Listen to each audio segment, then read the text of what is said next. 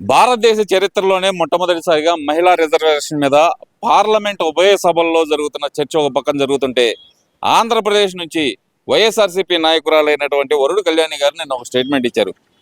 మహిళలకి హక్కులు కల్పించడంలో మొట్టమొదటి ఆద్యుడు ఒక జగన్మోహన్ రెడ్డి గారే మహిళా బిల్లుకి ఆద్యుడు అంటూ ఆమె చేసిన వ్యాఖ్యలు ఎంతవరకు కరెక్ట్ అనుకోవాలంటారు మేడం?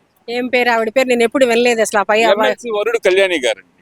కళ్యాణ్ గారు ఎమ్మెల్సీ గారు ఇంట్లో సొంత చెల్లిని ముందు ఇంట్లో ఆప్యాయంగా అనురాగంగా పిలిచి తనకి ఒక చీర పెట్టి పసుపు కుంకం పెట్టి తనకు రావాల్సిందేదో ఇస్తే అప్పుడు ఆద్యుడు అంటే ప్రజలు నవ్విపోతారండి. సిగ్గు లేకుండా మాట్లాడితే ఎట్ట కుదురుతండి? దీనికి అన్నగారు ఆస్తిలో సగభాగం కల్పించి ఆనాడే ఆడబిడ్డలకు పెద్దపీట వేసిన చరిత్ర నందమూరి తారక రామారావు గారిది. బస్సులు ఉచితం అంటూ ఈరోజు డోక్రా సంఘాలు పెట్టి చంద్రబాబు నాయుడు గారు ఈరోజు మా గౌరవ పార్లమెంటు సభ్యులందరూ కూడా మా తెలుగుదేశం పార్టీ తరపున మా నాయకుడు శిక్షణలో వాళ్ళు మహిళా బిల్లు పాస్కి రెడీ అంటూ ముందుకెళ్ళిన ప్రతి గౌరవనీయులైన పార్లమెంట్ సభ్యులందరికీ పేరు పేరున ధన్యవాదాలు తెలియజేస్తున్నాం. మన మాధవి గారు కూడా వెళ్ళింది, ఆమెకు కూడా ధన్యవాదాలు తెలియజేస్తున్నాం. కాస్త మాట్లాడేటప్పుడు మన ఇంట్లో మన అమ్మని చెల్లిని చూసుకొని బయటకు వచ్చి మాట్లాడితే మీ నాయకుడికి ఇంట్లో షర్మిలమ్మని బాగా చూడమని చెప్పండి. ఆడపిల్ల నాకు రాలేదని బాధపడుతుంది, ఆస్తి వాళ్ళ తండ్రి గారు ఆస్తి ఈయన సంపాదించింది మనట్లా అక్కడ సమానత్వం చూపించండి. మీరు మాట్లాడారంటే నమ్ముతారు జనం. మీ మాటల అబద్ధం, మీ చేతల అబద్ధం, మీ పాలన అబద్ధం, మీదంతా తుగ్లక్ పాలన. చరిత్రహీనులు ఎవరైనా ఉన్నారంటే అది వైఎస్ఆర్ పార్టీ బూతుల్లో ఫస్ట్ ఉంటారండి, దాంట్లో నెంబర్ 1 అని చెప్పొచ్చు వాళ్ళని. అంటే ఎందుకు మేడం ఇప్పుడు అకస్మాత్తుగా మహిళా బిల్లుకి మేము కూడా మద్దతు ప్రకటిస్తున్నామని చెప్పి వైసీపీ నాయకులు చెప్పడం కానీ, లేదంటే మహిళల పట్ల మేము బాధ్యతగా ఉన్నాం, దీనికి ఆద్యుడు జగన్మోహన్ రెడ్డి గారే అని చెప్పి మరి వాళ్ళ ఎమ్మెల్సీల చేత ప్రచారం చేయించడం కానీ అసలు ఎలా చూడాలంటారు దీన్ని? అమరావతికి మద్దతు పలకలేదండి, చీ కొడుతున్నారు. మహిళా ఓట్ బ్యాంక్ ఎక్కువగా ఉంది.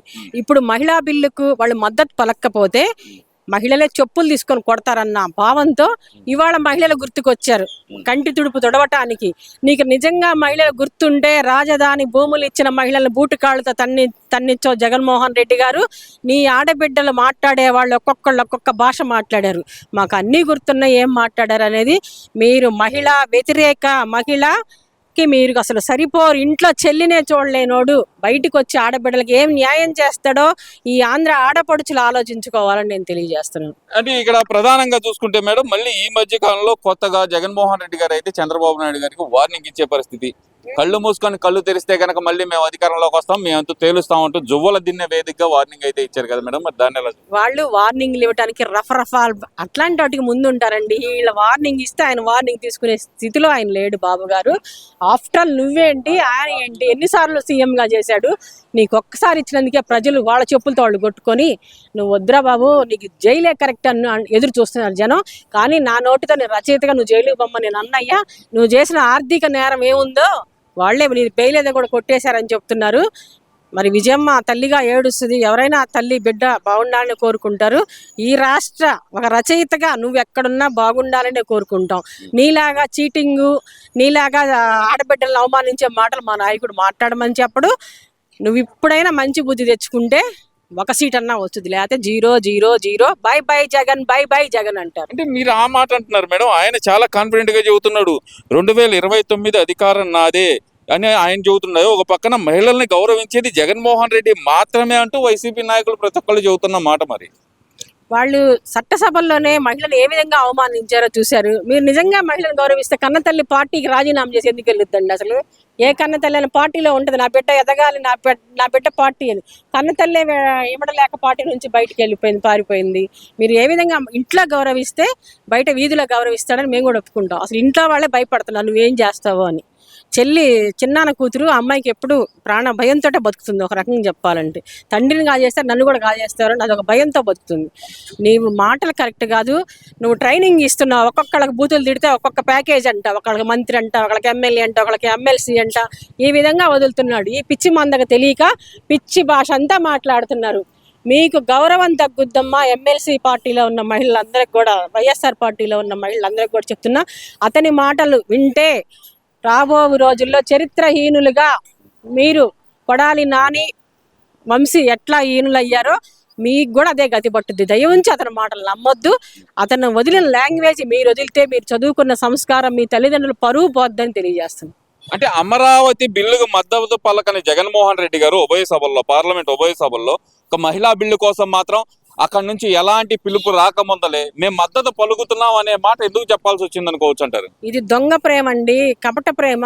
మహిళా ఓట్ బ్యాంక్ ఉందని తెలిసి ఆ బిల్లుకి మద్దతు పలకపోతే వాళ్ళు ఓట్లు వేయరు కదా, ఆ భయంతో నీకు నిజమైన ప్రేమ ఉంటే అమరావతి రాజధానికి నువ్వు పలికేవాడివి రాష్ట్ర బిడ్డగా. ఈ రాష్ట్ర ఆడపడుచులకు మహిళా బిల్లుకు కూడా నువ్వు మద్దతు పలుకుతుంటే మేము కూడా జైజైలు పలికేవాళ్ళం. నీకు అసలు రాష్ట్రం మీద ప్రేమ లేదు, కన్న తల్లిదండ్రుల మీద ప్రేమ లేదు, బాబాయ్ మీద ప్రేమ లేదు, మహిళల మీద అంతకంటే ప్రేమ లేదు. సొంత చెల్లికే న్యాయం చేయలేదు నువ్వు. ఆ అమ్మాయే గన్నా అని అడుగుతుంది, జగనా అంటే గన్నా అంటుంది, అవినాష్ అంటే నాశనమా అని అడుగుతుంది. ఇంకా అంతకంటే నీకు ఇంకేం కావాలి చెప్పండి? అంటే ఇక్కడ ఒక విషయం, ఒక పక్కన సొంత చెల్లెళ్ళు అటు వైఎస్ షర్మిల గారు కానీ లేదంటే వైఎస్ సునీతమ్మ గారు కానీ అన్న అనే పిలుపుకే అనర్హుడి జగన్మోహన్ రెడ్డి అంటే, మరి వైసీపీ నాయకులు మాత్రం జగన్ అన్నే మా ప్రాణం అనే మాట ఎందుకు వస్తుందంటారు? అంటే వాళ్ళు చేసిన భాగవతాలు చాలా ఉన్నాయి. అందుకని ఇప్పుడు రోజా ఉంది, రోజా ఆడతా ఆంధ్ర అంటే చాలా కోట్లు దోచుకుంది, ఏదో ఒక అండ కావాలి కాబట్టి జగనన్న అను ఎన్నుకుంటుంది. ఆ జగనన్న దొంగల ముఠ ఆ సంగతి తెలియక రోజా అట్లా అయిపోయింది. రోజా నువ్వు అంతకుముందు ఎక్కడ ఆర్థిక నేరస్తుం కేసులు లేవు తెలుగుదేశం పార్టీలో ఉన్నప్పుడు, నువ్వు ఆడిపోయాక నేను మొన్న కేసు నీ మీద బుక్ అయిందని తెలిసింది. నేను చాలా బాధపడుతున్నా. నువ్వు మా కళాకారునివి, నేను ఒక రచయితగా చాలా బాధపడుతున్నా. ఏం కర్మ పట్టిన సినిమాల్లో బంగాళా నటించుకునేది ఈ విధంగా జైలు పాలవుతుంది ఎన్నైతే మాట్లాడినది. రోజా ఎక్కడైనా మారమ్మ, నువ్వు పద్దాక చంద్రబాబు నాయుడు గారి జోలు వస్తున్నావు. ఇంకొకసారి కానీ బాబు గారి జోలు వస్తే నీకు మామూలుగా ఉండదు. అది అంటే ఎందుకంటారు ఇక్కడ మహిళా బిల్లు కోసం మాత్రమే వైసీపీ నాయకులు సడన్ గా కేంద్రానికి మద్దతు పలకటం కానీ లేదంటే కనుక ఇవన్నీ చేస్తున్నారు? ఆ రోజు అమరావతి బిల్లు అప్పుడు మాత్రం వాకౌట్ చేశారు. ఇది వీళ్ళని 2 నాల్కల ధోరణి అనాలా, డబుల్ స్టాండర్డ్ అనాలంటారా వీళ్ళని? అప్పుడు 33,000 ఎకరాలు సరిపోదు రాజధానికి, ఇంకా కావాలి, నేను రాజధానికి మద్దతు పలుకుతున్నానని చెప్పాడు. కానీ పలికాడా? లేదు. వాళ్ళని బూట్ కాళ్ళతో దండిచ్చాడు. వాళ్ళు కనీసం భోజనం చేస్తుంటే ఇసుక పోసాడు దాంట్లో. వాళ్ళు అమ్మవారికి పూజ చేయడానికి వెళ్తే వాళ్ళ ఇవి కొట్టించాడు. ఎన్నో ఘోరాలు అవమానాలు చేశాడు అతను మాటలు ఎట్టా నమ్ముతారు? ఇవాళ కూడా ఓటు కోసం అమ్మ, మీ మీద ప్రేమతో కాదు, ఆయన మహిళా బిల్లుకి పాస్ కోసం కాదు అని తెలియజేస్తున్నాను నేను. ఇంకొక మాట లక్ష్మీ పార్వతి గారికి చెప్తున్నా, మీరు మా అన్నగారిని చేసుకున్నారు కాబట్టి మీరు ఏది మాట్లాడుతున్నా మేము భరించి ఊరుకున్నాం. ఒక రచయితగా డిగ్నిటీగా ఉంటావు నేర్చుకో. నేను రచయితనే.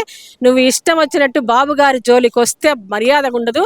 హైదరాబాద్లో సజ్జల రాసిన చదువుతా కూర్చున్నాం అనుకో, నీకంటే ఎక్కువ రాస్తాను, ఎక్కువ చదువుతాను. కానీ అది మా సంస్కృతి కాదు.